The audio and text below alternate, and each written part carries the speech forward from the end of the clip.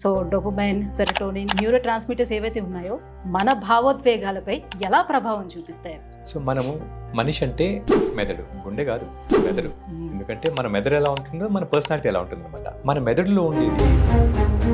So ఈ neuro transmitters పై ఇవన్నీ కూడా ఎలా ప్రభావితం చేస్తాయి? సో మనకు ఎక్సర్సైజ్ చేసినప్పుడు కానీ, యోగా చేసినప్పుడు కానీ, ఫ్రెండ్స్తో ఉన్నప్పుడు కానీ మనకు మంచి కెమికల్స్ రిలీజ్ అవుతాయి. సైంటిఫిక్ గా ఏమైనా ఎవిడెన్స్ ఉందంటారా మెడిటేషన్ తోటి బ్రెయిన్ ని కూల్ చేయడం అనేది? మెడిటేషన్ వల్ల ఏమవుతుందంటే కొన్ని భాగాలు యాక్టివేట్ అవుతాయి. సుపీరియర్ పెరిటల్ లోబ్ అనే ఒక ఏరియా ఉంటుంది. దాంట్లో మెడిటేషన్ వల్ల ఆ ఏరియా యాక్టివేట్ అయ్యి కళలకి హాలుసినేషన్ కి అసలు డిఫరెన్స్ ఏంటి? ఎలా వస్తాయి ఇవన్నీ? కళలు అనేవి ప్రతి ఒక్కరికి వస్తుంది. ప్రతిరోజు ప్రతి ఒక్కళ్ళు కళలు. ఏమవుతుందంటే కళలు ఒక ఫేజ్లో వస్తాయి. ఆర్ఎం ఫేజ్లో రావచ్చు, ఎన్ఆర్ఎం ఫేజ్లో రావచ్చు. మంచి గాఢ నిద్రలో ఉంటే ఆ కళలు గుర్తుండవు. కానీ ఏ పని అయితే చేయాలనుకున్నాను తీసుకున్నానో అది వెంటనే మర్చిపోతూ ఉంటాం. సో వేరే దాంట్లోకి ఎందులోనికో వెళ్ళిపోతూ ఉంటాం. అంటే ఇది డిస్ట్రాక్షనేనా? మీ మైండ్లో 2 ఆలోచనలు వస్తే ఒక ఆలోచన గుర్తుండడానికి ఆ టైం బట్టి 8 సెకండ్లు కావాలి. మీరు ఇచ్చారా 8 సెకండ్లు? ఇవ్వలేదు, మర్చిపోతారు. Hi, welcome to healthy talks with Suji.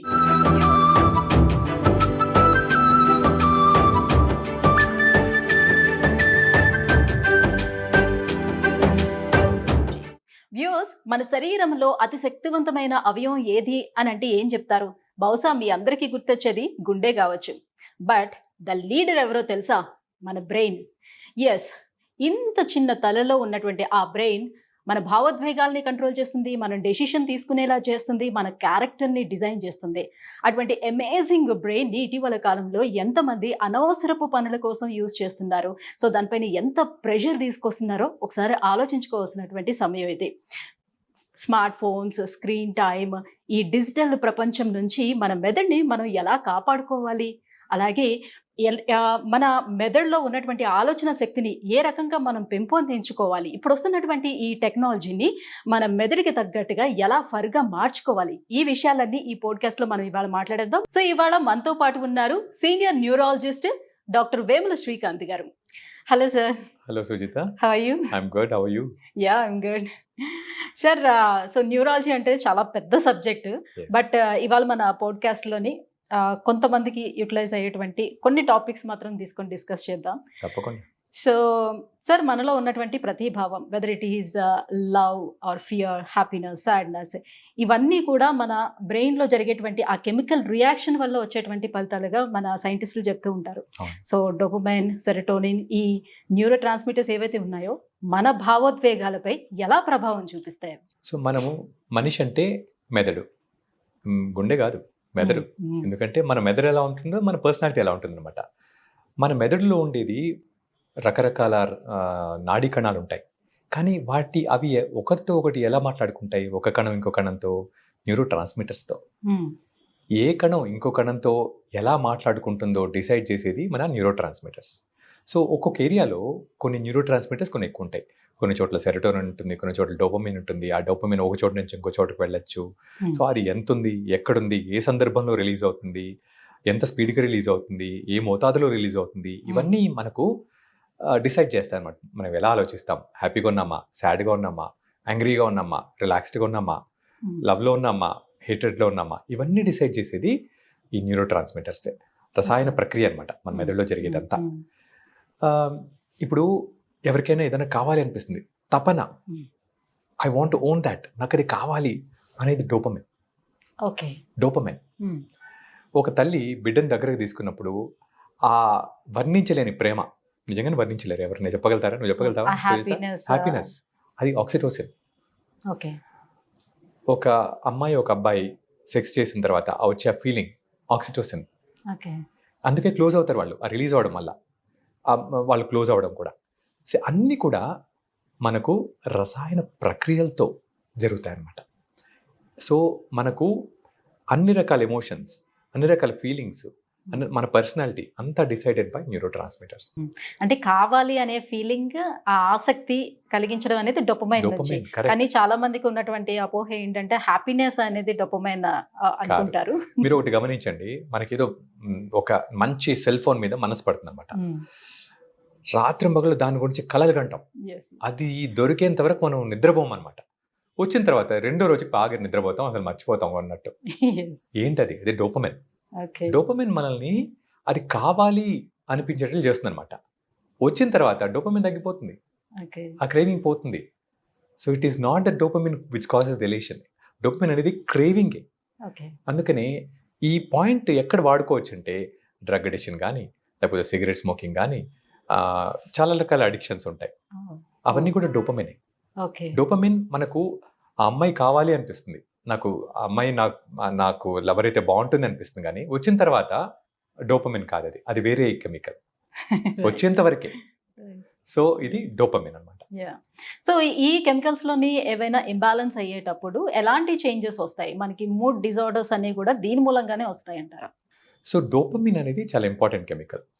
Mood చాలా ఎలేటెడ్గా ఉన్నా, క్రేవింగ్ ఉన్నా, అసలు బ్లాండ్గా ఉన్నా, అదంతా డోపమైన్. సెరటోనిన్ కూడా ఇంకొక ఇంపార్టెంట్ కెమికల్, ఎస్పెషల్లీ మూడ్ డిసార్డర్స్లో. సెరటోనిన్ అనేది తగ్గినప్పుడు కొన్ని మూడ్ డిసార్డర్స్ రావచ్చు. అందుకనే సెరటోనిన్ రీఅప్టేక్ ఇన్హిబిటర్స్ అని చాలా కామన్గా వాడతారు. SSRIs అని మనకు వాడే మందుల్లో ఆ SSRIs మన డిప్రెషన్ని ట్రీట్ చేసే ఆ ఎంటైర్ సీన్ని మార్చేసాయి అనమాట. ఏం చేస్తాయి? సెరటోనిన్ ఎక్కువ చేస్తాయి, డెస్ట్రాయ్ చేయకుండా.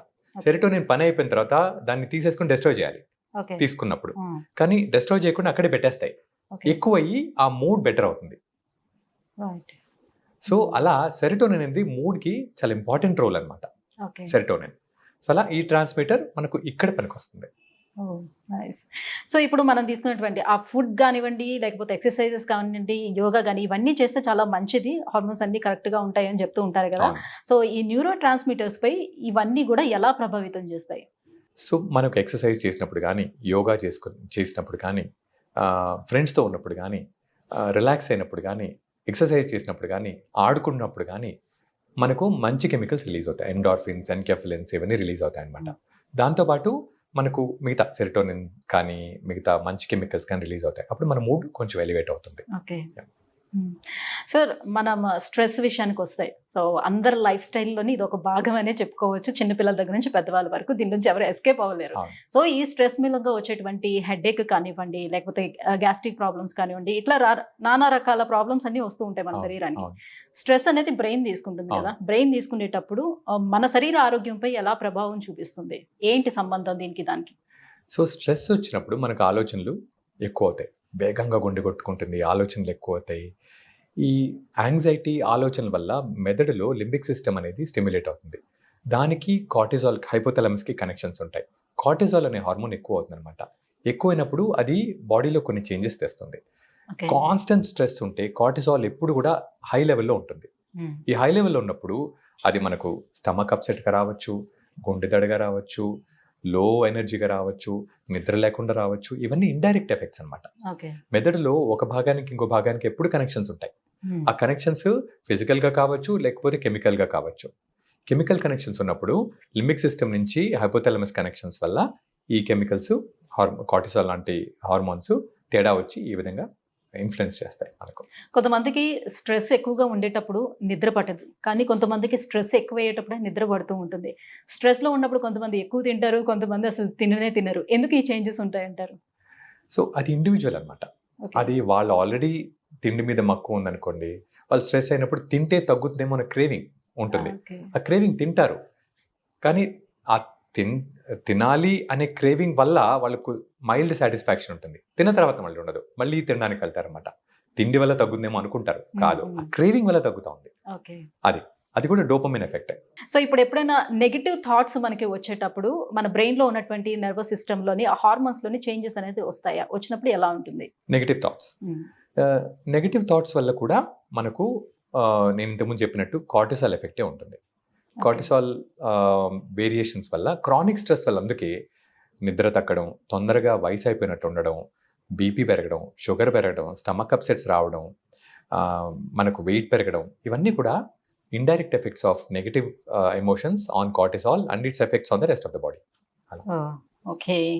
సో స్ట్రెస్ ఉండేటప్పుడు అవును. సో ఒక్కొక్కరికి ఆ స్ట్రెస్ నుంచి రిలీవ్ అవ్వటానికి రకరకాల పనులు చేస్తూ ఉంటారు. అండ్ మోర్ ఓవర్ ఏంటంటే మెడిటేషన్ చేయండి, మెడిటేషన్ చేస్తే మన శరీరాన్ని మనం మన అధీనంలోకి తెచ్చుకోవచ్చని చెప్తూ ఉంటారు. అవును.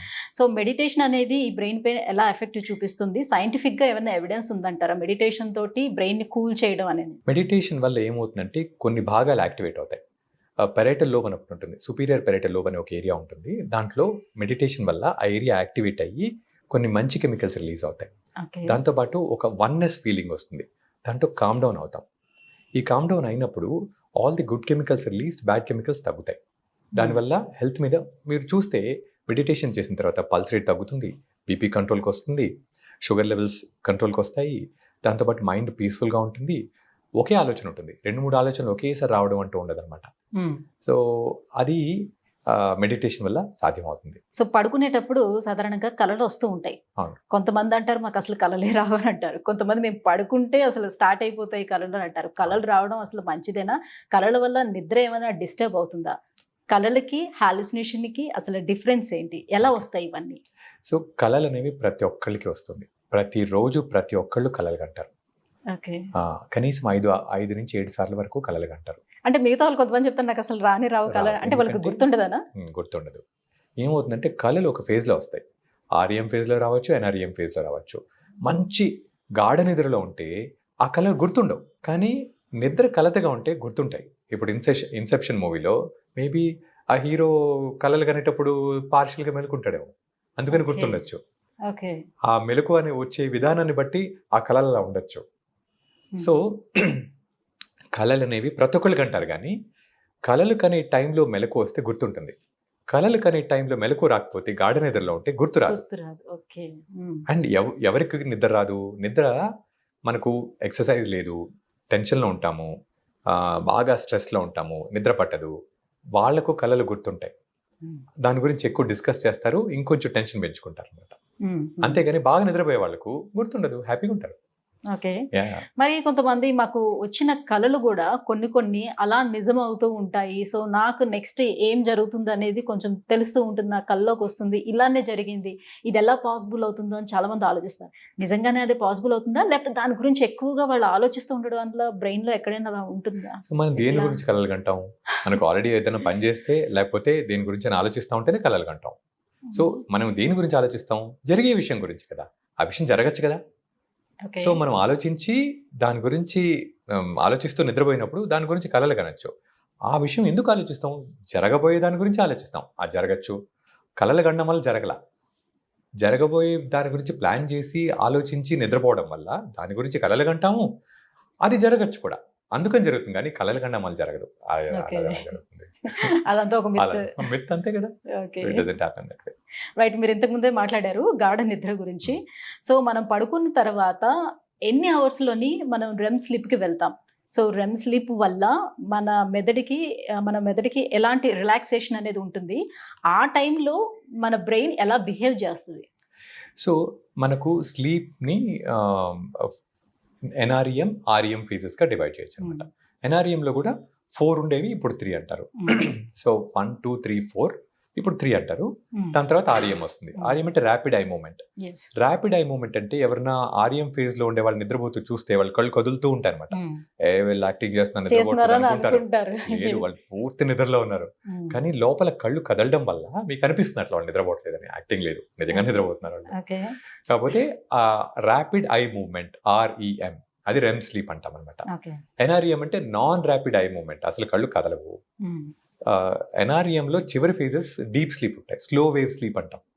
అంటే ఆ టైంలో ఈజీ చేస్తే వాళ్ళకు స్లోయింగ్ ఉంటుంది.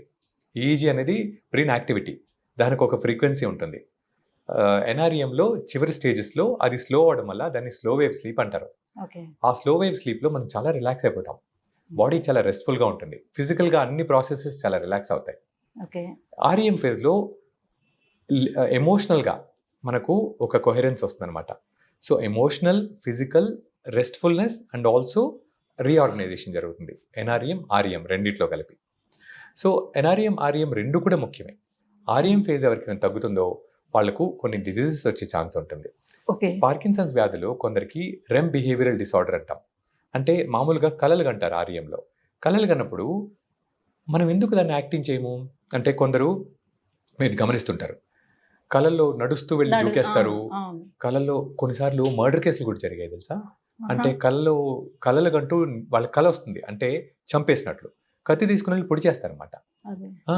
అది వాళ్ళకి తెలియకుండానే అది అని లేచి అంటారు. నడిచి వెళ్ళటం ఆ! నిద్రలో లేచి నడిచి వెళ్ళటం. నిద్రలో లేచి నడిచి వెళ్ళడం అలాంటివి జరుగుతుంటాయి. సో, రెమ్ బిహేవియరల్ డిసార్డర్‌లో ఏమవుతుందంటే కొట్టుకోవడం, ఆహ్, లేకపోతే పడిపోవడం, అరవడం జరుగుతుంటాయి. మామూలుగా ఇది ఎలా జరగకుండా బాడీ ఆపుతుంది? కలలొచ్చినప్పుడు ఆ కలని మనం ఎనాక్ట్ చేయకుండా, హ్మ్. హ్మ్. దాన్ని హ్మ్. చెయ్యకుండా ఆపేది మన మజిల్ టోన్ తగ్గించడం అనమాట. ఆర్‌ఈఎం ఫేజ్‌లో మన మజిల్ టోన్ తగ్గిపోతుంది. హ్మ్. కండరాలు కదలవు. హ్మ్. కొందరికి ఆ కండరాలు కదలకుండా ఉండడం ఇన్హిబిట్ అయ్యి కల వచ్చినప్పుడు కండరాలు కదిలి ఆ కలని యాక్ట్ ఔట్ చేస్తారు. ఓకే. అది ఆ! రెమ్ బిహేవియరల్ డిసార్డర్ అంటాం. అంటే మామూలుగా మనం ఎక్కడో ఎవరితోనో ఫైటింగ్ చేస్తున్నట్టు కలొస్తుంది. ఆ! హ్మ్. కానీ ఫైటింగ్ చేయం గదా! ఎందుకు? కానీ కండరాలు కదలవు నిద్రలోనే కాబట్టి. చాలా ఎక్కువ అలసిపోతూ ఉంటారు. స్వెట్ వచ్చేస్తూ ఉంటుంది.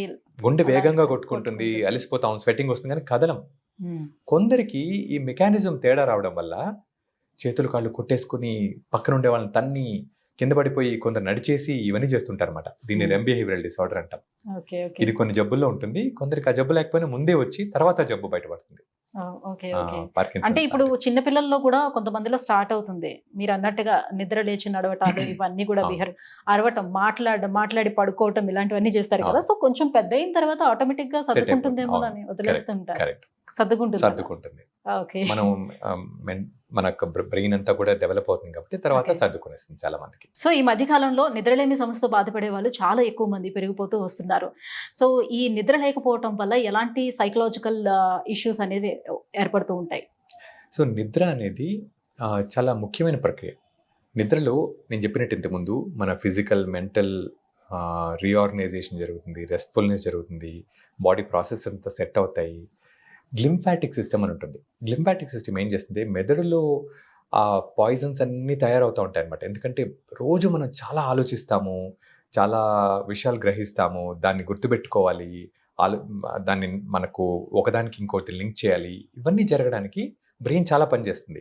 పనిచేసినప్పుడు వేస్ట్ మెటీరియల్స్ అంతా వస్తుంది కదా! దాన్ని హ్మ్. క్లీన్ చేస్తుంది. హ్మ్. ఆ క్లీన్ చేసేది గ్లింఫాటిక్ సిస్టమ్ అంటాం. ఓకే. నిద్ర తగ్గినప్పుడు ఈ గ్లింఫాటిక్ సిస్టమ్ పనిచేయడానికి దానికి ఛాన్స్ ఉండదు. ఛాన్స్ లేనప్పుడు బ్రెయిన్‌లో కొంచెం టాక్సిక్ కెమికల్స్ అక్యుములేట్ అవుతాయి. అక్యుములేట్ అయినప్పుడు డీజనరేషన్ వస్తుందనమాట. సో, దాంతో తొందరగా మర్చిపోవడం, మరీ తీవ్రంగా ఉంటే కొన్నిసార్లు అంటే అల్జీమర్స్ ప్రోన్‌గా ఉన్న వాళ్ళకి కొంచెం తొందరగా రావడం, లేకపోతే అలిసిపోవడం ఇలాంటివి జరుగుతుంటాయన్నమాట. హ్మ్. సో, అండ్ బీపీ పెరగడం, షుగర్ పెరగడం, మైగ్రేన్ ఉండే వాళ్ళకి అది ఎక్కువ కావడం, ఎపిలెప్సీ ఉండే వాళ్ళకి ఎక్కువ కావడం, క్యాన్సర్ రావడం ఇవన్నీ జరుగుతుంటాయి నిద్ర సరిగ్గా లేకపోతే. హ్మ్. ఎందుకంటే ఇమ్యూన్ సిస్టమ్ కూడా దెబ్బతింటుంది. నిద్రకు ఇమ్యూన్ సిస్టమ్‌కి సంబంధం ఉంటుంది. నిద్ర లేకపోతే ఇమ్యూన్ సిస్టమ్ కూడా దెబ్బతింటుంది. ఓకే. Immune system okay. దెబ్బతింటే క్యాన్సర్స్ వచ్చే ఛాన్స్ కూడా ఉంటుంది. అలా అని నిద్ర తక్కువైతే వెంటనే వచ్చేస్తుంది. ఒక రిస్క్ ఫ్యాక్టర్ అంతే. యెస్. యెస్. అలా. రైట్. సో, మనం ఎప్పుడైనా ఎక్కడైనా పడిపోయేటప్పుడు దెబ్బలు సాధారణంగా తగులుతుంటాయి. అవును. అయితే కొంతమంది దెబ్బల్ని బేర్ చేయగలుగుతారు. ఆ పెయిన్‌ని అవును. బేర్ చేయగలుగుతుంటారు. అవును. సో, వాళ్ళకి తక్కువగా అనిపిస్తది. ఇంకొంతమంది చిన్న నొప్పైనా కూడా చాలా ఎక్కువగా అనిపిస్తూ ఉంటుంది. ఇదంతా అంటే ఈ తేడా అంతా కూడా బ్రెయిన్ ప్రాసెస్ వల్ల జరుగుతుందా? అవును. బ్రెయిన్ ప్రాసెస్ వల్ల జరుగుతుంది. మనకు నొప్పిని ఎలా చూస్తామో పర్సెప్షన్ ఆఫ్ పెయిన్ అనేది మనకు బ్రెయిన్‌లో మన స్ట్రక్చర్‌ని బట్టే ఉంటుంది. మన బ్రెయిన్ ఎలా ఉంటుంది, పుట్టినప్పుడు మనం ఎలా ఉంటామో.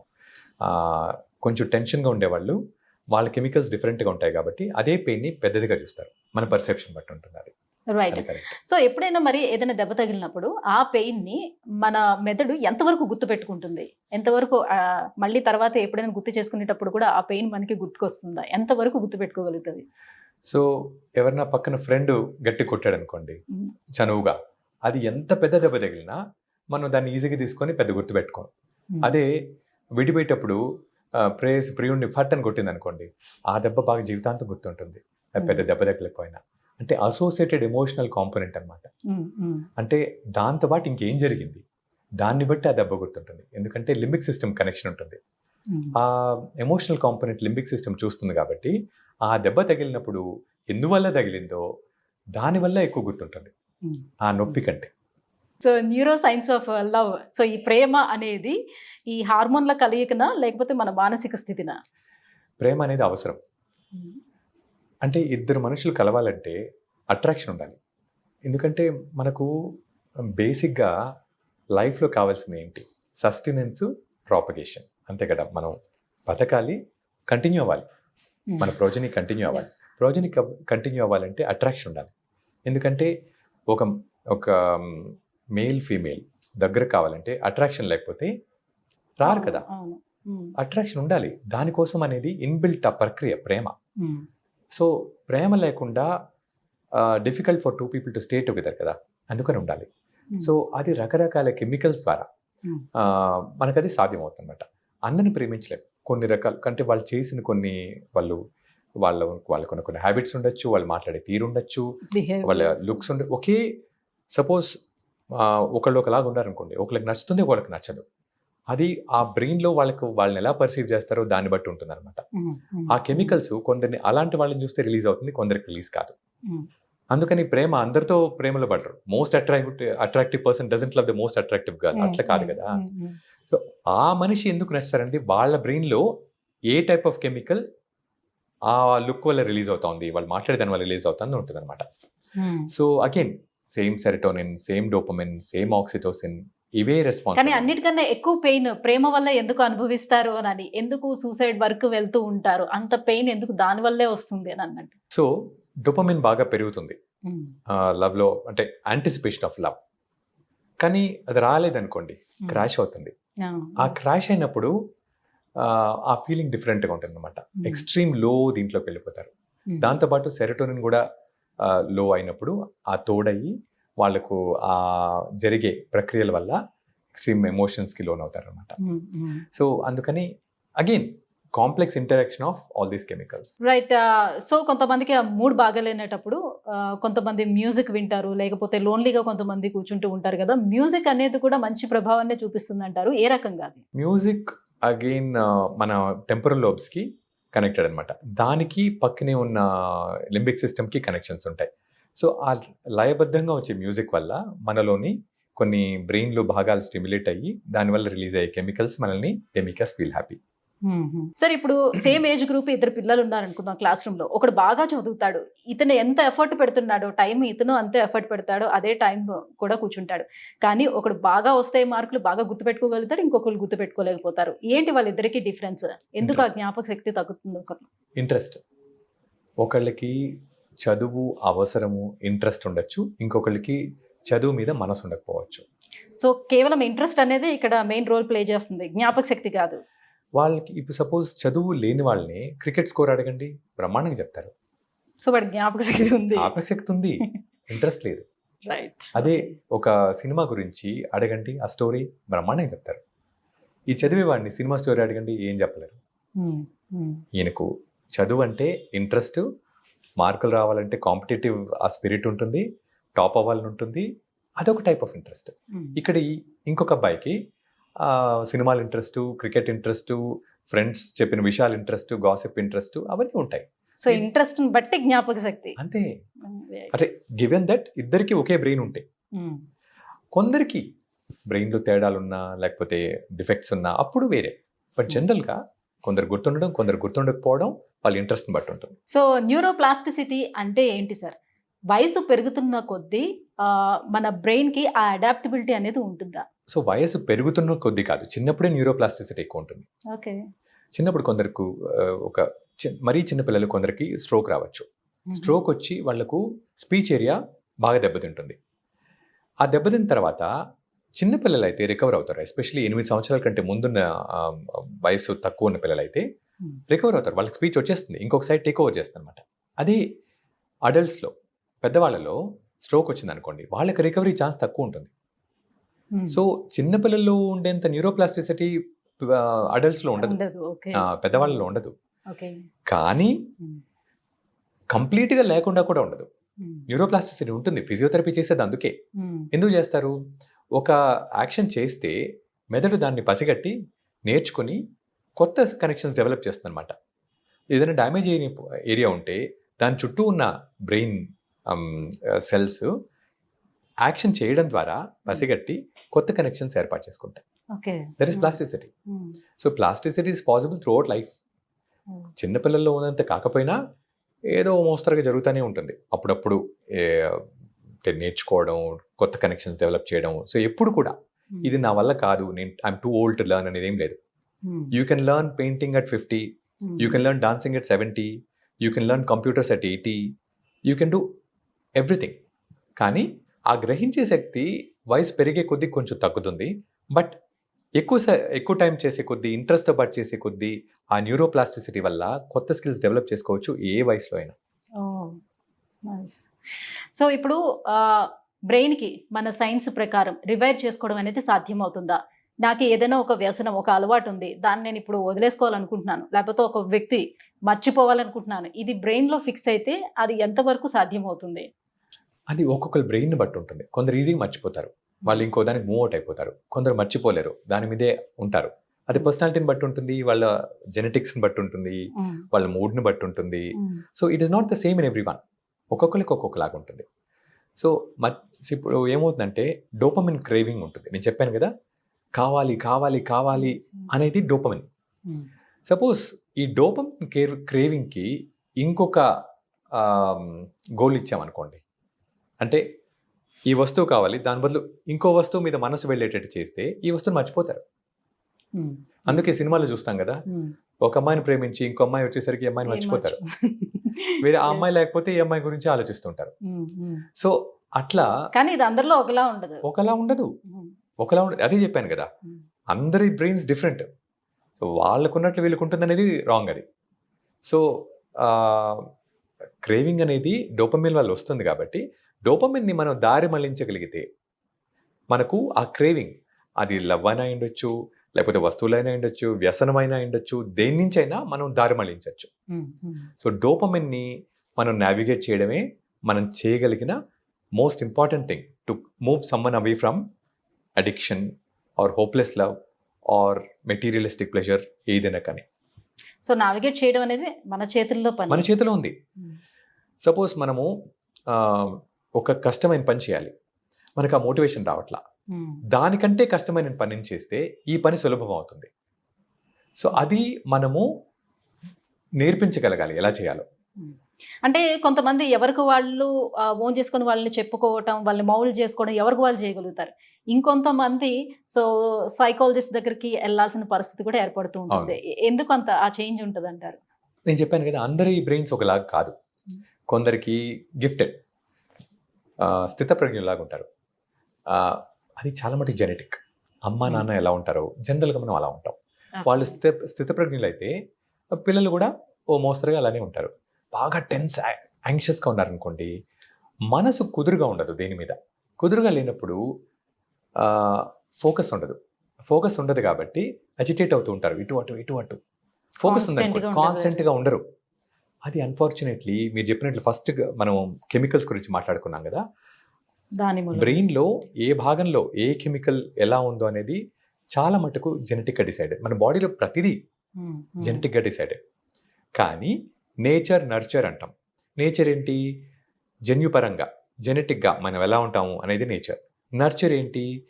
ఆ నేచర్ అలా ఉన్నా కానీ మనం చేసే కొన్ని విషయాల వల్ల, మనకు ఎక్స్పీరియన్స్, మన అనుభవాల వల్ల, ఆ అనుభవాన్ని ఎలా వాడుకుంటామో మన ప్రయత్నం వల్ల మనం దాన్ని మౌల్డ్ చేసుకోవచ్చు. దాన్ని నర్చర్ అంటాం. సో అరే పుట్టినప్పుడే నువ్వు బుద్ధువి, నీ వల్ల కాదు అంటే తప్పు. నో. ఎంతమందో మొదట అంత ఆలోచన శక్తి లేని వాళ్ళు కూడా ఎఫర్ట్తో దీన్ని ఎలా ఇష్టపడాలి, నేను చేసేదాన్ని నాకు ఇప్పుడు నచ్చకపోయినా ఫ్యూచర్లో నేను ఇదే పనిని ఎలా ఇష్టపడాలి అని నేర్చుకుని దాంట్లో గొప్పవాళ్ళు అయిన వాళ్ళు చాలామంది ఉంటారు. So it is not true that just because you're genetically like that ఇలా ఉండాలని ఏం లేదు. మనం we can win over our defects by working hard enough and by liking it hard enough. సరే, ఎలన్ మార్క్స్ తీసుకొచ్చినటువంటి న్యూరల్ లింక్ గురించి, so ఈ technology గురించి మనం విన్నాం. సో డైరెక్ట్గా మన బ్రెయిన్ నుంచి సిగ్నల్స్ని మన కంప్యూటర్కి పంపించి దాన్ని చదవడం కూడా సాధ్యమవుతుంది అని చెప్తున్నారు. సో ఏఐ అండ్ ఈ బ్రెయిన్ ఇంటర్ఫేస్, ఈ కాంబినేషన్ వల్ల ఫ్యూచర్లో మన జీవన శైలిలోని ఎటువంటి మార్పులు చోటు చేసుకునే అవకాశం ఉంటుంది? సైంటిఫిక్‌గా ఇది ఎంతవరకు సాధ్యమయ్యే అవకాశం ఉంటుంది? నేను ముందు అరే! ఇదెక్కడ సాధ్యం అవుతుంది అనుకునేవాడిని. కానీ ఇప్పుడేమవుతుందంటే రాను రాను ఆర్టిఫిషియల్ ఇంటెలిజెన్స్ ప్రోగ్రెస్ కానీ, లేకపోతే టెక్నాలజీ ప్రోగ్రెస్ కానీ, హ్మ్. నేను కానీ, మిగతా వాళ్ళు కానీ ఊహించినంత వేగంగా వెళ్ళిపోతుందనమాట. సో, నాకేం పెద్ద ఆశ్చర్యం లేదు న్యూరాలింక్ వచ్చింది అంటే. ఇంకా ఫ్యూచర్‌లో మనకి చాలా మంచి యూజెస్ కూడా ఉంటాయి. ఎస్పెషల్లీ న్యూరాలజీలో మేము చూస్తుంటాం గదా! ఒక వ్యక్తికి స్ట్రోక్ వస్తే చెయ్యి కాలు పనిచేయదు, మాట రాదు, నడక తేడా వస్తుంది. అరే! ఏదైనా చేసి ఆ డ్యామేజ్ అయిన ఏరియాని ఎలాగైనా రిపేర్ చేయాలనిపిస్తుంది. కానీ మనం అనుకున్నాం గదా! వయసు పైబడే కొద్దీ న్యూరోప్లాస్టిసిటీ ఉంటుంది గానీ అంత పర్ఫెక్ట్‌గా ఉండదు. ఓకే. సో, మనం ఎలా చేయాలి దాన్ని? ఓకే. ఈ న్యూరాలింక్‌లో ఒక చిప్ లాగా పెట్టి, దానికి సెల్ ఫోన్ కానీ, ఇంకొక కంప్యూటర్ కానీ, బ్లూటూత్ కనెక్షన్ ద్వారా మనం సిగ్నల్స్ పంపించగలిగితే, అది యాక్టివేట్ చేసి, అది చుట్టుపక్కల ఉన్న బ్రెయిన్‌ని స్టిమ్యులేట్ చేసి, ఆ ఫంక్షన్ తెప్పిస్తే ఎంత బావుంటదనుకుంటాం. అనుకునేవాళ్ళం. హ్మ్. హ్మ్. హ్మ్. చేస్తున్నారు న్యూరాలింక్‌లో. చేస్తున్నారు. హ్మ్. సో, పక్షవాతం వచ్చిన వాళ్ళకు, బ్రెయిన్‌లో కొన్ని డిఫెక్ట్స్ ఉన్న వాళ్ళకు, దెబ్బ తగిలి డ్యామేజ్ అయిన వాళ్ళకు ఇది పెద్ద గొప్ప వరం. అంటే ఇది ఎంతవరకు సేఫ్ అంటారు? ఇది ఎథికలేనా? ఏదైనా సరే, ఒక పెద్ద మిరాక్యులస్ ట్రీట్మెంట్ ఉన్నప్పుడు ఎథికల్‌గా వాడొచ్చు, అనెథికల్‌గా వాడొచ్చు. వాడే వాళ్ళని బట్టి ఉంటుంది. సో, డెవలప్ చేసిన వాళ్ళు ఏం చేస్తారు పాపం? చేస్తారు. వాడేవాళ్ళు ఎథికల్‌గా వాడాలి. వాడకపోతే ఇంక అంతే. రైట్. సో, మతిమరుపు గురించి మనం మాట్లాడుకున్నట్లయితే, సో చాలా మంది ఫేస్ చేస్తున్నటువంటి ఇష్యూ. సో, మీ దగ్గర కూడా బోలెడుమంది పేషెంట్స్ వస్తూ ఉంటారు. ఇందులో అల్జీమర్స్ మతిమరుపుకి, నార్మల్‌గా ఉండేటువంటి మతిమరుపుకి ఏంటి సార్ డిఫరెన్స్? మామూలు మతిమరుపు అంటే మనము చాలా విషయాలు జరుగుతుంటాయి. అన్నీ గుర్తుపెట్టుకోలేం. హ్మ్. సపోజ్ మీతో మాట్లాడుతున్నాను. నా మైండ్‌లో ఇంకో ఆలోచన ఉంది. మీరు చెప్పింది ఏం గుర్తుండదు. మర్చిపోతా. ఎందుకంటే నా మైండ్ అటెన్షన్ ఇవ్వడంలా. అటెన్షన్ ఇస్తే నా ఫ్రంటల్ లోబ్ మీరు చెప్పేది గమనిస్తుంది, హ్మ్. గ్రహిస్తుంది. గ్రహించి టెంపోరల్ లోబ్ పంపిస్తుంది. అక్కడి నుంచి వేరే లోబ్స్‌కి వెళ్తుందనమాట. ఇది కావాలి మనకు రూట్. ఓకే. సపోజ్ నేనెక్కడో ఆలోచిస్తున్నా. మీరు చెప్పేది నాకు చెవులతో వింటాను గానీ బ్రెయిన్‌కి వెళ్ళదు. బ్రెయిన్‌కి వెళ్ళదు. అప్పుడు గుర్తుండదు. గుర్తుండకపోతే మనము మర్చిపోతాం దాన్ని. జరిగేదేమి జరుగుతున్న విషయం. మీరు చెప్తారు, ఇంకోళ్ళు వాళ్ళు చేస్తారు. అదంతా తెలుస్తూ ఉంటుంది. కానీ గుర్తు అయితే ఉండదు. ఎందుకంటే ఐ డిడ్ంట్ పే అటెన్షన్. హ్మ్. అది మతిమరుపు కాదు. పరధ్యానం అంటారు దాన్ని. హ్మ్. హ్మ్. సో, ఎక్కడో ఉన్నాను ఆలోచిస్తాననమాట. హ్మ్. సపోజ్ కీస్ పెట్టేశాను. మర్చిపోతాను. చాలా మందికి అదే పెద్ద ప్రాబ్లమ్. సో, ఎందుకు మర్చిపోతారు? పెట్టేటప్పుడు దాని గురించి ఆలోచించరు కాబట్టి. ఓకే. హ్మ్. పెట్టేటప్పుడు ఒక 8 సెకండ్లు దాని గురించి ఆలోచిస్తే అది గుర్తుంటుంది. ఆ 8 సెకండ్లు ఇవ్వకపోతే గుర్తుండదు. హ్మ్. ఆ టైం ఇంపార్టెంట్ అనమాట. మనసు పెట్టి ఎక్కడ పెడుతున్నామో గమనిస్తే గుర్తుంటుంది. హ్మ్. చాలా మటుకు మనకు పరధ్యానమే. ఓకే. మతిమరుపు కాదు. హ్మ్. అల్జీమర్స్‌లో జరిగేది ఏంటంటే నిజమైన మతిమరుపు. వాళ్ళు ఎంత కష్టపడినా, ఎంత ప్రయత్నించినా వాళ్ళకి గుర్తుండదు. ఎందుకంటే లోపల జ్ఞాపక శక్తికి సంబంధించిన బ్రెయిన్ ఏరియా డ్యామేజ్ అయి ఉంటుంది. డ్యామేజ్ అయి ఉంటుంది కాబట్టి గుర్తుపెట్టుకోలేరు వాళ్ళు. హ్మ్. సో, మర్చిపోతూనే ఉంటారు. హ్మ్. సో, హ్మ్. వాళ్ళ వల్ల కాదు. ఇక్కడ పరధ్యానంగా ఉండేవాళ్ళు కొంచెం ప్రయత్నం అంటే చేస్తే జనరల్‌గా ఉన్న మతిమరుపుని ఎంతవరకు మనం సీరియస్‌గా తీసుకోవాల్సిన అవసరం ఉంటుంది? సో, సపోజ్ ఇప్పుడు ఇంటికి ఇప్పుడు జనరల్‌గా ఇప్పుడు ఫోన్ ఉంది. సో, దీని మీద ఎక్కువ కాన్సంట్రేషన్ చాలా మందికుంటుంది. కానీ దీంట్లోని కొన్ని వాటిలకి మెయిల్స్‌కి వాటిలకి పెట్టుకునే పాస్వర్డ్స్ ఏవైనా ఉంటాయి. ఎప్పటికప్పుడు మార్చుతూనే ఉంటారు, మర్చిపోతూనే ఉంటారు. మర్చిపోతూ ఉంటారు. బట్ అప్పుడు కాన్సంట్రేట్ చేసే కదా పెడతారు. ఎందుకు మర్చిపోతారు అని? కాన్సంట్రేట్ చేసి పెట్టిన ఎన్ని పాస్వర్డ్స్ ఉంటాయి మీకు? ఎన్ని విషయాలుంటాయి? ఒక రోజులో గుర్తుపెట్టుకోవాల్సినవి ఎన్నుంటాయి? హ్మ్. అవన్నీ గుర్తుపెట్టుకోవడం ఇంపాసిబుల్. ఎందుకంటే అవన్నీ గుర్తుపెట్టుకుంటే మీరు ఉపయోగంగా ఉండే పనులు చేయలేరు. అవసరం హ్మ్. లేదు. మీరు ఆ పాస్వర్డ్ గుర్తుపెట్టుకోవాల్సిన అవసరం ఏముంది? పాస్వర్డ్ బ్యాంక్ ఉంటుంది. దాంట్లో పెట్టేసేయండి మర్చిపోండి. It is not necessary. హ్మ్. కాకపోతే ఆ ఎఫర్ట్ వేరే దాంట్లో పెడితే మనకు కొంచెం యూజ్‌ఫుల్‌గా చేయొచ్చు. హ్మ్. సో, మీకు ఇది మర్చిపోవడం నార్మల్. మీకు ప్రతిదాని గురించి అంతే టైము ఏకాగ్రతగా చేయగలుగుతారా? చేయలేరు. ఏదైతే మనసు పెట్టి హ్యాపీగా, ఇంట్రెస్ట్‌తో టైమ్ ఇచ్చి చేస్తారో ఖచ్చితంగా గుర్తుంటుంది. హ్మ్. పాస్వర్డ్ ఏమి ఇంట్రెస్ట్ అండి? ఓకే. సో, సో, గుర్తుండదు. అంటే పార్ట్నర్స్‌వి బర్త్‌డే డేట్స్ లేకపోతే యానివర్సరీలు మర్చిపోతున్నారంటే ఇంట్రెస్ట్ లేదనా? దాని అంతే కదా! అర్థం? ఖచ్చితంగా. రైట్. పార్ట్నర్‌ది మతిమరుపు కాదైతే. పార్ట్నర్‌ది గుర్తుపెట్టుకోకపోయినా ఎవరో ఒకరిది గుర్తుపెట్టుకుంటారు. Of course. సో, అలా అన్నమాట. ఇంట్రెస్ట్‌ని బట్టి ఉంటుంది. Right. Funny. So, multiple sclerosis అనే వ్యాధి సో, యువతలోనే ఎక్కువగా పెరుగుతూ వస్తుంది ఈ మధ్య కాలంలో. ఎందుకని? మల్టిపుల్ స్క్లెరోసిస్ యువతలోనే ఎక్కువ ఉంటుంది. హ్మ్. వయసు పెరిగే కొద్దీ మల్టిపుల్ స్క్లెరోసిస్ ఇన్సిడెన్స్ తగ్గుతుంది. హ్మ్. ఎక్కువ యంగ్‌గా ఉండే పాపులేషన్స్‌లో ఎక్కువ ఉంటుందన్నమాట. ఎస్పెషల్లీ వెస్టర్న్ పాపులేషన్లో ఎక్కువ ఉంటుంది. ఇండియన్ పాపులేషన్లో ఆర్ ఏషియన్ పాపులేషన్లో కొంచెం తక్కువ ఉంటుంది. బట్ ఈ మధ్య ఎక్కువ అవ్వడం అంటే ఎక్కువ కనిపెడుతున్నాం మనం. పాతకాలంలో ఎంఆర్ఐలు ఎంతో విరివిగా ఉండేవి కాదు. దాంతోపాటు డాక్టర్లు కూడా దీని గురించి పెద్ద అవగాహన లేదు కాబట్టి, టెస్టింగ్ వాళ్ళకి ఆపర్చునిటీస్ లేవు కాబట్టి దాన్ని ఎక్కువగా నంబర్స్ ఉండేవి కాదు. ఇప్పుడు సస్పిషన్ ఉంది ఇది ఉండొచ్చు అని. దాంతోపాటు ఎంఆర్ఐస్ ఫ్రీక్వెంట్గా చేయిస్తున్నారు కాబట్టి గుర్తుపడుతున్నారు అనమాట దీన్ని. సో నా టేక్ ఏంటంటే ఎక్కువ తెలుసుకుంటున్నాం, అది పెరిగినట్లేదు నాకేమనిపించడం లేదు. రైట్, ఇంతకు ముందు తెలియకపోవటం వల్ల అది తెలియలేదు అంతే. అవును, ఇప్పుడు తెలుసుకుంటున్నాం. Finding out more. Yeah, digital dementia అనే పదం ఈ మధ్యన ఎక్కువగా వినిపిస్తుంది. నిజంగానే డిజిటల్ ఎక్విప్మెంట్స్ ఎక్కువగా యూజ్ చేయటం వల్ల డెమెన్షియా వస్తుందా? ఏమవుతుందంటే ఒక సెల్ ఫోన్ వాడుతున్నారు అనుకోండి, ఒక దాని మీద ఉంటారా, తిప్పుతూనే ఉంటారా? తిప్పుతాం కదా. తిప్పుతూ ఉంటారు కదా. సో సెల్ వాడేటప్పుడు పక్కన ఏం జరుగుతుందో గమనిస్తారా? గమనించరు. So neither are you on one thing on the cell phone, చుట్టుపక్కల ఏం జరుగుతుందో గమనించరు. ఎవరు చెప్తూ ఉంటారు, మీరు సెల్ ఫోన్ చూస్తుంటారు, వాళ్ళు ఏదో మాట్లాడుతుంటారు. మీ మైండ్ దీని మీద ఉందా, దాని మీద ఉందా? దేని మీద ఉండదు. మీ మైండ్ ఎలా దాన్ని ఆ మెమరీ ఫామ్ చేస్తుంది? చేయదు, మర్చిపోతారు. అండ్ ఒకే టైంలో 4 పనులు చేస్తే మీ మైండ్ దాని మీద అటెన్షన్ ఉండదు కాబట్టి మెమరీస్ ఫామ్ చేయదు. సో మర్చిపోతాం. So it is multi tasking. It is because of digital అనేది ఒక మీడియం అండి. ప్రాబ్లం ఏం చేస్తుంది పాపం పూజ సెల్ ఫోన్, అదేం చేయాల. మనమే ఒకే టైంలో 10 పనులు చేయాలనుకుంటాం. That is not correct. Multitasking is a wrong thing. Single tasking is the best thing. ఎందుకంటే ఒక పని చేసేటప్పుడు మైండ్ కంప్లీట్గా దాని మీద ఉంటుంది కాబట్టి పూర్తిగా గ్రహించి ఆ జ్ఞాపకం అనేది ఏర్పడుతుంది. జ్ఞాపక శక్తి అనేది పెరుగుతుంది. 10 పనులు చేస్తే 10 మీద మనకు ఫోకస్ ఈక్వల్గా పెట్టలేము. 10 గుర్తుండవు, ఏదో కొంచెం అక్కడక్కడ వేగంగా గుర్తుంటాయి, ఖచ్చితంగా మర్చిపోతాం. So that is digital dementia. So ఇప్పుడు ఎవరైనా ఇప్పుడు ఒక ఫోన్ కాల్ ఎవరికో చేయాలని నేను ఫోన్ తీసుకున్నాను, ఏ పని అయితే చేయాలనుకున్నాను తీసుకున్నానో అది వెంటనే మర్చిపోతూ ఉంటాం.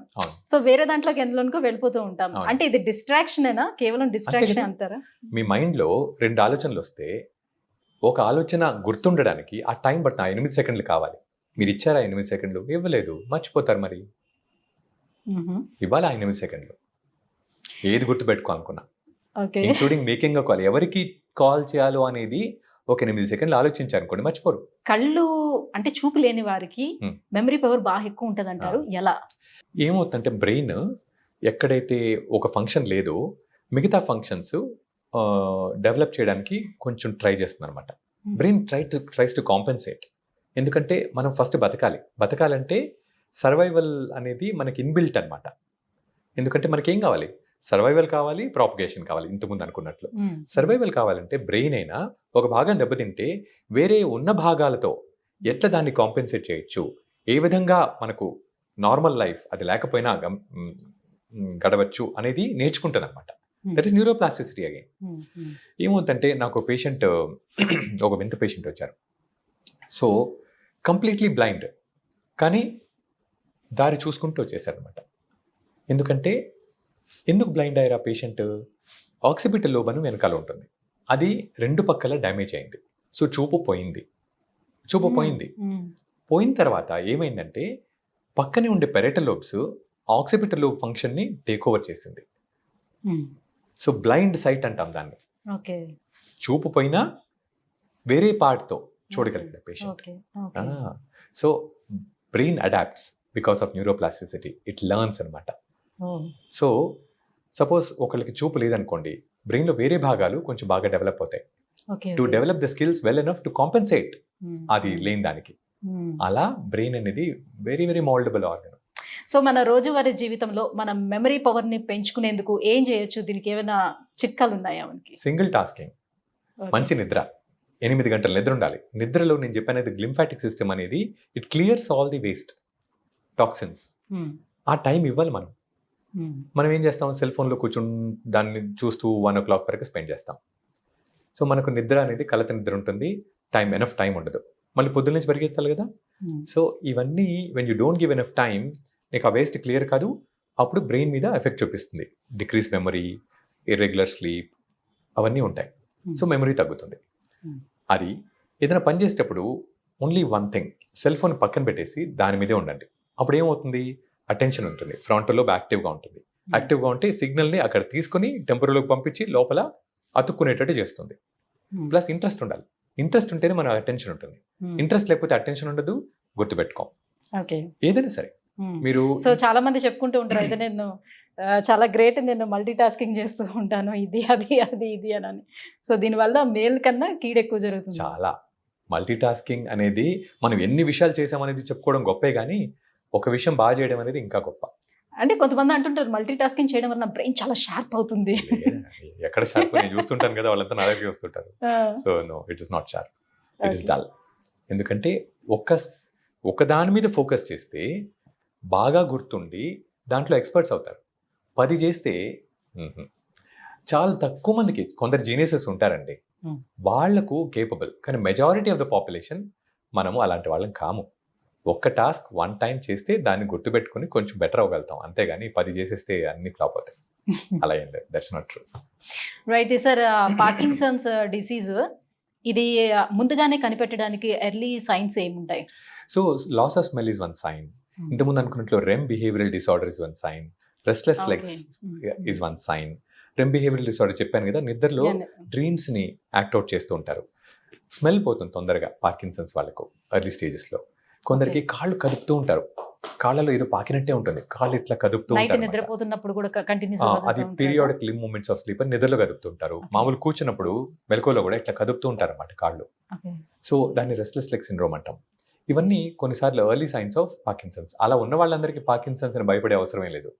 So many of them May never develop Parkinson's. So కొందరికి రిట్రాస్పెక్టివ్గా అరే వీళ్ళ పార్కిన్సన్స్ ఉంది, ఏమైనా ఉండేవా అని అడిగితే అప్పుడు ఓ యా మాకు ఉండేవి ఇవన్నీ అని చెప్తారనమాట. అది so now then we know, okay Parkinson's వచ్చే ముందు ఇవన్నీ వస్తాయి అని. కానీ వచ్చిన వాళ్ళందరికీ రావు, ఇది ఉన్న వాళ్ళందరికీ రావు. సో భయపడే అవసరంలా. రెస్ట్లెస్ లెగ్స్ ఉండే వాళ్ళందరికీ రాదు, రెమ్ బిహేవియరల్ డిసార్డర్ ఉండే వాళ్ళందరికీ పార్కిన్సన్స్ రాదు. ఎనీ ఆర్థరైటిస్ ప్రాబ్లం ఉన్నా కూడా అలాంటి వాళ్ళు, ఆర్థరైటిస్ ఉంటే రెస్ట్లెస్ లెగ్స్ ఉండదు. ఆర్థరైటిస్ నొప్పి ఉంటుంది, కదలలేరు కదా. రెస్ట్లెస్ లెగ్స్ అంటే కదుపుతూ ఉంటారు. ఎలా ఉంటుందంటే వాళ్ళకు కాళ్ళలో ఏదో అబ్నార్మల్ సెన్సేషన్ వస్తుంది, కదిపితేనే బాగుంటుంది.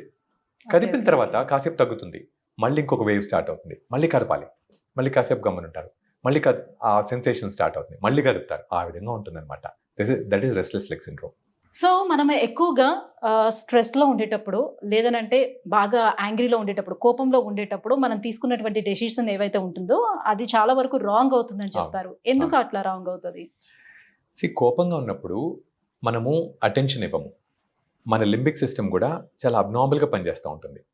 సో మనకు లాజికల్ సిస్టమ్ ఏదైతే ఉంటుందో బ్రెయిన్లో, అది వెనక్కి ఎమోషనల్ సిస్టమ్ ముందుకొచ్చి రాంగ్ డెసిషన్స్ తీసుకుంటాం. ఎందుకంటే లాజికల్ సిస్టమ్ పనిచేస్తే ఇది ఈ డెసిషన్ తీసుకుంటే దాని కాన్సిక్వెన్సెస్ ఏంటి, ఇంతకుముందు జరిగిన ఎక్స్పీరియన్సెస్ ఏంటి, దానివల్ల ఏమైంది, అలా ఇప్పుడు చేస్తే ఏమవుతుంది. ఈ సిస్టమ్ ఒకటి ఉంటుంది లాజికల్గా చేసేది ఫ్రంటల్ లోబ్కి. అదే ఎమోషనల్ సిస్టమ్ ఒకటి ఉంటుంది, అరే no this is not this. ఆ ఎమోషనల్ సిస్టమ్ ఆ లాజికల్ సిస్టమ్ని నువ్వు వెనక్కి వెళ్ళి ఉంటుంది. అప్పుడు ఏమవుతుంది, కోపంలో మనకు లాజిక్ వెనక్కి వెళ్ళి అవుట్కమ్స్ బ్యాడ్గా ఉంటాయి. అందుకని లింబిక్ సిస్టమ్ వేరే, జడ్జిమెంట్ ఫోకస్ ఉండే సిస్టమ్ వేరే. సో లింబిక్ సిస్టమ్ యాక్టివేట్ అయ్యి జడ్జిమెంట్ సిస్టమ్ని కొంచెం ఇన్హిబిట్ చేసినప్పుడు రాంగ్ డెసిషన్స్ తీసుకుంటాం. బాగా కోపంలో ఊగిపోతున్నప్పుడు కూడా ఎవరైనా సరే మాట్లాడేటప్పుడు అలా కాదు, కాసేపు కూర్చొని మాట్లాడు అని కూర్చోబెడతారు. సో అలా కూర్చోవడం వల్ల మన నర్వస్ సిస్టమ్ అంతా కూడా కూల్ అవుతుందా? కూర్చున్నప్పుడు కాసేపు అంటే అక్కడి నుంచి మైండ్ వేరే చోటికి డైవర్ట్ అవుతుంది. డైవర్ట్ అయ్యి స్లో బ్రీదింగ్ చేస్తారు కదా. మాట్లాడేటప్పుడు విపరీతంగా కోపం వచ్చినప్పుడు బ్రీదింగ్ ఫాస్ట్గా ఉంటుంది. ఆ బ్రీదింగ్ ఫాస్ట్గా ఉండి కొంచెం కూర్చున్న తర్వాత స్లో బ్రీదింగ్ అయినప్పుడు లింబిక్ సిస్టమ్ కొంచెం కూల్ డౌన్ అవుతుంది, ఆ ఎమోషన్స్ కొంచెం కూల్ డౌన్ అవుతాయి. అప్పుడు లాజికల్ సిస్టమ్ కొంచెం బయటకు వస్తుంది అనమాట. దాంతో they take better decisions. So ఈ మధ్యకాలంలో ఏ జాబ్లో తీసుకున్నా స్ట్రెస్ అనేది ఒక భాగమే. సో స్ట్రెస్ లేకుండా ఉండదు. సో ఇలాంటి స్ట్రెస్ వల్ల మన నర్వస్ సిస్టమ్ పై ఎటువంటి ప్రభావాన్ని చూపిస్తుంది? స్ట్రెస్ అనేది ఏమవుతుందంటే ఫస్ట్ మనకు రిలాక్సేషన్ ఉండదు. సో కార్టిసాల్ లెవెల్స్ మనం ఇంతకుముందు అనుకున్నట్లు బాగా పెరుగుతాయి. కార్టిసాల్ లెవెల్స్ పెరుగుతాయి, కొన్ని గుడ్ కెమికల్స్ తగ్గుతాయి. దాంతో మన లాజికల్ సిస్టమ్ కూడా బ్యాక్ సీట్ తీసుకుని ఎమోషనల్ సిస్టమ్ ముందుకొచ్చి మనకు రాంగ్ డెసిషన్స్ తీసుకునేటట్టు చేస్తుంది. మనకు బీపీ పెరగడం, షుగర్ పెరగడం, నిద్ర రాకపోవడం, రిలేషన్షిప్స్లో లాజికల్గా డెసిషన్ తీసుకోకుండా కొంచెం ఎమోషనల్గా తీసుకోవడం, ఇవన్నీ జరుగుతాయి. సో అఫ్కోర్స్ మనకు స్ట్రెస్ అనేది ఏంటంటే మనం తీసుకుంటూనే ఉంటుంది. ప్లస్ స్ట్రెస్ మళ్ళీ చెప్తాం ఇది, అది tell once again. Stress is మనం సిచ్యువేషన్కి ఎలా రియాక్ట్ అవుతామో అదే స్ట్రెస్. సేమ్ సిచ్యువేషన్ 10 మందికి ఇస్తే 10 మంది డిఫరెంట్గా రియాక్ట్ అవుతారు. కొందరు ఇంతేనా అంటారు, కొందరు అబ్బో అంటారు. సో అది వాళ్ళు తీసుకునే వాళ్ళని బట్టి ఉంటుంది అనమాట. So stress is not something which is uniform. Situation stressful కాదు, మనం తీసుకునే రియాక్షన్ స్ట్రెస్ఫుల్. సో ఆ రియాక్షన్ అనేది it is influenced not only by మన పేరెంట్స్ ఎలా ఉంటారో అనే కాదు, మన అప్బ్రింగింగ్ ఎలా ఉంటుంది, చుట్టుపక్కల ఎన్వైరన్మెంట్ ఎలా ఉంటుంది, ఇవన్నీ కూడా ఇట్స్ అ కాంప్లెక్స్ ఇంటరాక్షన్ వీటన్నిటికీ. సో మనకు పెరిగిన హోమ్ కానీ పేరెంట్స్ కానీ అంతా ఐడియల్గా ఉన్నారనుకోండి, అప్పుడు మనం స్ట్రెస్ని తీసుకొని దాన్ని అనలైజ్ చేసి ఇందువల్ల వచ్చింది అని చేసి ముందుకెళ్తాం. కానీ ఐడియల్గా లేకపోతే, మన అప్బ్రింగింగ్ బాగాలేకపోతే, మన ఎక్స్పీరియన్సెస్ బాగాలేకపోతే, మన మూడ్ బాగాలేకపోతే, నిద్ర బాగాలేకపోతే, అప్పుడు మనం దానికి రాంగ్గా రియాక్ట్ అవుతాం. రియాక్ట్ అయినప్పుడు ఆ కెమికల్స్ రాంగ్గా రిలీజ్ అవుతాయి. అవి మనకు బాడీ మీద ప్రభావం చూపిస్తాయి నేను చెప్పినట్టు. రైట్. సో ఇప్పుడు మనం తీసుకునేటువంటి ఫుడ్, సో శాకాహారం తీసుకునే వాళ్ళ ఆలోచన ఒక రకంగా ఉంటుంది, మాంసాహారం తీసుకునే వాళ్ళ ఆలోచన ఒక రకంగా ఉంటుంది. సో ఆహారం వల్ల కూడా ఆలోచన ఉంటుందని చెప్తూ ఉంటారు. సో జంక్ ఫుడ్ తీసుకోవటం వల్ల కూడా మన బ్రెయిన్ పైన ఎలాంటి ఎఫెక్ట్ చూపిస్తుంది? సో జంక్ ఫుడ్ అనేది food is a big topic. So కానీ ఫుడ్కి మనకి బ్రెయిన్కి ఉన్నటువంటి సంబంధం ఏంటి అని. సో ఏంటంటే ఇప్పుడు దెర్ ఆర్ బ్యాడ్ ఫుడ్స్ గురించి మాట్లాడదాం. ఒకటి ultra processed foods. Ultra processed ఫుడ్స్లో కార్బోహైడ్రేట్స్ ఎక్కువ ఉంటాయి, సో ట్రాన్స్ ఫ్యాట్స్ ఎక్కువ ఉంటాయి. సో ఇవేంటంటే ప్రిజర్వేటివ్స్ యాడ్ చేస్తారు. ఇవన్నీ కంబైన్ అయ్యి లోపలికి వెళ్ళినప్పుడు they cause effect on not only gut but also on the brain. బ్రెయిన్కి కరెక్ట్ ఫ్యాట్స్ కావాలి, ఎందుకంటే నర్వ్కి చుట్టూ ఉండే మైలిన్ షీత్కి కరెక్ట్ ఫ్యాట్స్ కావాలి. ఫ్యాట్ అంటే బ్యాడ్ వర్డ్ అయిపోయింది ఇప్పుడు. Fat is not bad. If natural fats అనేవి మంచివి మనకు కావాలి. కార్బోహైడ్రేట్సే ఎక్కువ తింటాం మనం, అవసరమైన దానికంటే 3-4 గింతలు తింటాం కార్బోహైడ్రేట్స్. అవి ఫుడ్లో ఉన్నప్పుడు బ్రెయిన్కి అవి మనకి ఇన్సులిన్ని రాంగ్గా మళ్ళీ చెప్తాను. సో ఫుడ్స్లో కొన్ని మనకు చెడ్డ చేసే ఉంటాయి. అల్ట్రా ప్రాసెస్డ్ ఫుడ్స్ అన్నిటికంటే టాప్ అనమాట. Okay. High carbohydrates or simple sugars అవి కూడా బ్యాడే. ఇవి మనకు ప్రాబ్లం, హార్మ్ చేసేవి. ఎందుకంటే అల్ట్రా ప్రాసెస్ ఫుడ్స్ కానీ హై కార్బోహైడ్రేట్ ఫుడ్స్ కానీ they promote insulin resistance. Insulin resistance అనేది మనకు బ్రెయిన్ వైరింగ్ కానీ, నిద్రని కానీ, హీలింగ్ కానీ, థింకింగ్ ప్రాసెస్ని కానీ ఎఫెక్ట్ చేస్తుంది. Insulin resistance can lead to diabetes, insulin resistance can lead to hyper tension. Insulin resistance వల్ల స్లీప్ యాప్నియా కూడా వస్తుంది. స్లీప్ యాప్నియా వల్ల మనకు గొరక పెడతారు చూసారా, గొరకలో ఊపిరి ఆగిపోతుంది, ఊపిరి ఆగిపోయి ఆక్సిజన్ పడిపోయి మెలకు వచ్చి ఆ ప్రాసెస్నే స్లీప్ యాప్నియా అంటారు. స్లీప్ యాప్నియా ఉన్న వాళ్ళకు రాత్రి రిపీటెడ్గా మెలకు రావడం, ఆక్సిజన్ పడిపోవడం వల్ల బ్రెయిన్ మీద ఇంపాక్ట్ అయ్యి బ్రెయిన్ డల్ అయిపోతుంది. తిన్న తర్వాత నిద్ర రావడం, మర్చిపోవడం, పరధ్యానంగా ఉండడం, తల దిమ్ముగా ఉండడం, తల తిరగడం, ఇవన్నీ జరుగుతాయి. They are all impacts of sleep apnea. అది వచ్చేది జంక్ ఫుడ్ వల్ల. సో సార్ ఫైనల్లీ చిన్నపిల్లల దగ్గరికి వచ్చేద్దాం. చాలా పెద్దవాళ్ళ గురించి చాలా మాట్లాడాం కాబట్టి సో చిన్నపిల్లల దగ్గరికి వద్దాం. సో చిన్నపిల్లలు ఈ రోజుల్లో చూస్తే ఎవరి చేతుల్లో చూస్తున్నా జస్ట్ మంత్స్ బేబీ చేతుల్లో కూడా మొబైల్ ఫోన్స్ ఉంటున్నాయి. సో మెనీ వీడియోస్ వాళ్ళు చూడటం, గేమ్స్ ఆడడం లాంటివి చేస్తున్నారు. సో ఇదంతా ఆ పిల్లల బ్రెయిన్ పైన ఎలాంటి ప్రభావం చూపిస్తుంది? సో పిల్లలకు మల్టిపుల్ ఎక్స్పీరియన్సెస్ ఇంపార్టెంట్ అండి. అంటే వాళ్ళు చూడాలి, ఫస్ట్ దూరంగా చూడాలి, ఇంకా దూరంగా చూడాలి, కళ్ళు అనేవి అడాప్ట్ అవ్వాలి. ఎప్పుడు ఇలానే చూస్తున్నారు అనుకోండి, వాళ్ళకు కళ్ళు అడాప్ట్ అవ్వవు అండ్ బ్లింక్ చేయరు, కళ్ళు ఆర్పరు, కంటిన్యూస్గా చూస్తుంటారు, డ్రై అయిపోతాయి, కళ్ళు ఎర్రగా అవుతాయి. ప్లస్ ఏమవుతుందంటే చూపు కూడా ఎఫెక్ట్ అవుతుంది, ఎందుకంటే ఒకే చోటు చూస్తుంటారు, అకామిడేషన్ అంటాం, అది కూడా ఎఫెక్ట్ అవుతుంది. దాంతోపాటు కదులుతూనే ఉంటాయి, ఒక దాని మీద ఏకాగ్రతగా దాన్ని మొదల నుంచి చివరి వరకు ఫాలో చేసే ఛాన్స్ ఉండదు కదా.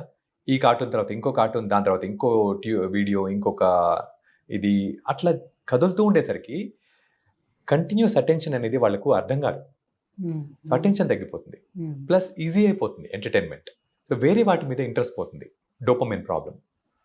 ఇక్కడ ఈజీగా ఉంది, అక్కడ కష్టంగా ఉంది. ఈజీ కావాలా, కష్టం కావాలా?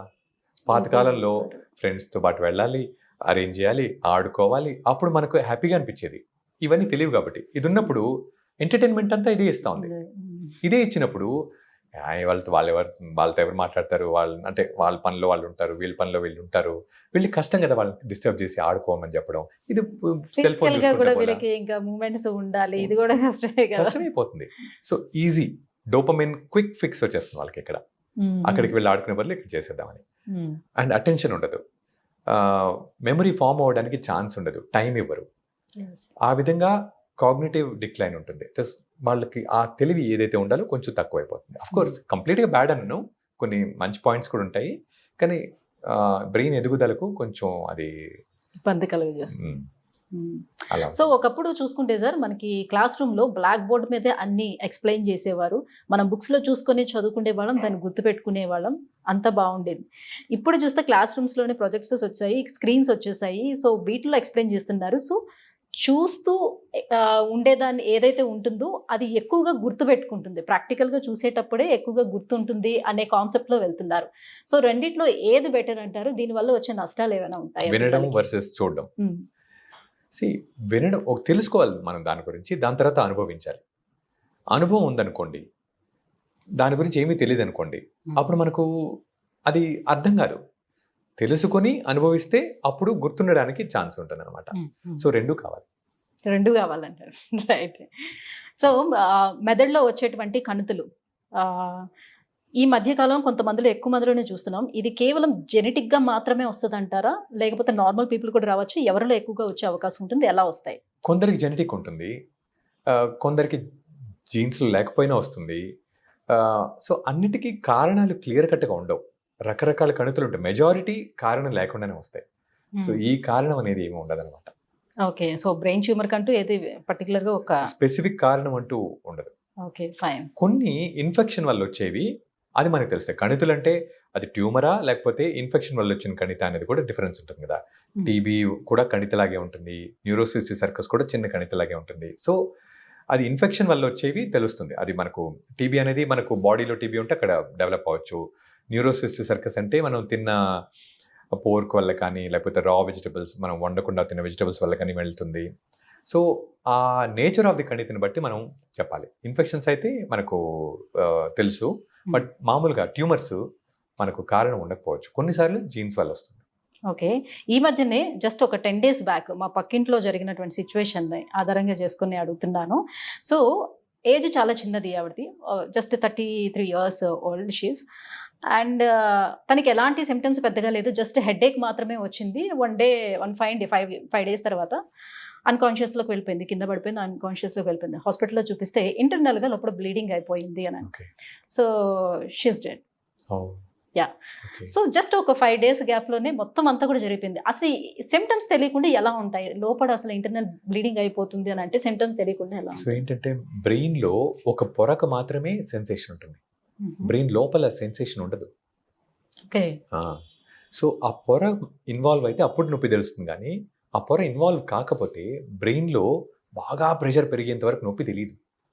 అందుకని బ్లీడింగ్ అయిన ఇనిషియల్‌గా ఏమి మనకు సిమ్టమ్స్ ఉండకపోవచ్చు. అన్లెస్ ఆ బ్లీడింగ్ ఏదైతే అయ్యి మనకు చెయ్యి కాలు ఏరియా అంటే బ్రెయిన్‌లో ఒక్కొక్క భాగం ఒక్కొక్క ఏరియాకి రిప్రజెంట్ చేస్తుందన్నమాట. చేతికి కాలికి ఒక ఏరియా ఉంటుంది, చూపుకు ఒక ఏరియా ఉంటుంది, మాటకు ఒక ఏరియా ఉంటుంది, నడకకు ఒక ఏరియా ఉంటుంది. అలా ఒక్కొక్క ఏరియా ఒక్కొక్క దాన్ని కంట్రోల్ చేస్తుందన్నమాట. ఆ స్పెసిఫిక్ ఏరియాలో బ్లీడింగ్ అయ్యి ఆ ఫంక్షన్ తగ్గితే తప్ప మనకు ఈ సిమ్టమ్స్ రావు. కొన్ని ఏరియాస్‌లో మెయిన్ ఫంక్షన్స్ ఉండవు. అలాంటప్పుడు ఆ ఏరియాలో బ్లీడింగ్ అయిందనుకోండి తెలీదు మనకు. నొప్పి ఉండదు కాబట్టి. బాగా బ్లీడింగ్ అయ్యి ప్రెషర్ పెరిగిపోతే ఆ పొర స్ట్రెచ్ అయ్యి అప్పుడు మనకు పెయిన్ తెలుస్తుంది. పెయిన్ తెలిసి లోపల ఆ స్పెసిఫిక్ ఏరియాలో ఫంక్షన్ లేకపోతే తెలీదు. ఓకే. ఓకే. అంటే ఏమైనా డయాగ్నోసిస్‌కి వెళ్తే తప్పితే గానీ పెద్దగా ఏం తెలీదంటారు. ఇన్వెస్టిగేషన్స్ చేస్తే గానీ ఏం తెలీదు. కరెక్ట్. సో ఎప్పుడైనా డౌట్ ఉన్నప్పుడు తెలుసుకోవడం బెటర్ ఇన్వెస్టిగేట్ చేసి. ఇన్వెస్టిగేషన్స్ అంటే చాలా మందికి నెగెటివ్ యాటిట్యూడ్ ఉంటుంది. అనవసరంగా టెస్ట్‌లు, అనవసరంగా ఇదని. కానీ తెలుసుకోవాలంటే వేరే దారి ఉంది. తెలుసుకోవాలి కదా! అది. Exactly. Thank you sir. Thank you so much. So న్యూరాలజీకి సంబంధించి చాలా విషయాలు డిస్కస్ చేసుకుందాం. చాలా బాగా ఎక్స్‌ప్లెయిన్ చేశారు. అండ్ మీ ప్రీషియస్ టైం కూడా మాకు కేటాయించినందుకు thank you so much. My pleasure always.